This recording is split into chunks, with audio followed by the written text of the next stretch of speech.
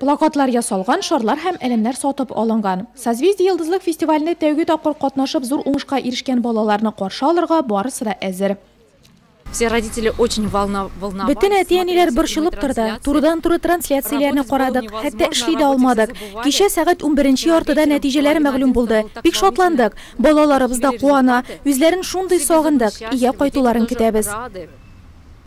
Һәм менә җиңүчеләр тулы автобус шәһәр мәдәният сарае янындагы машиналар туктау урынына керә.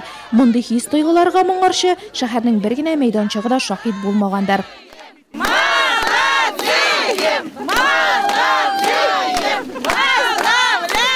Рената Шәйдуллинаны каршы алырга әнисе генә түгел, бабасы да килгән. Ул шундый дәрәҗәле конкурста сынатмаган аныгының уңышына ихластан сөенә. Кызым өчен бик каты волноваться иттем. Әйтәм, беренче урынны алып кайсыннар инде дип. Үзем килмәсә генә дә булсам да, аның өчен кайгырам мин. Үзем өчен юк. Молодцы, шундый трудлары юкка узмады. Яхшы урыннар алып кайттылар. Менә гала концертка ла терәсә балалар. Пирамидада бабасы булган югаланда. Менә уже кызым бара минем.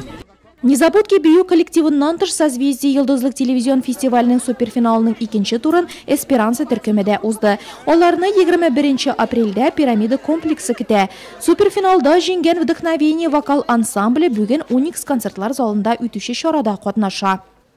Biz суперфиналда бик тырыштык, biz җиңдек, biz бик шатланабыз, җиңгән өчен без бик шат, без җиңдек. Рәхмәт Надежда Николаевнага, әниләргә рәхмәт, бик зур. Анда бик кызык иде, отельдә кунганда. Ну, шулай шат бөтенебез. Фестиваль этаплары тәмам. Шулайда тынычланырга иртә. Гала концертка узган балалар өчен репетицияләр дәвам итә.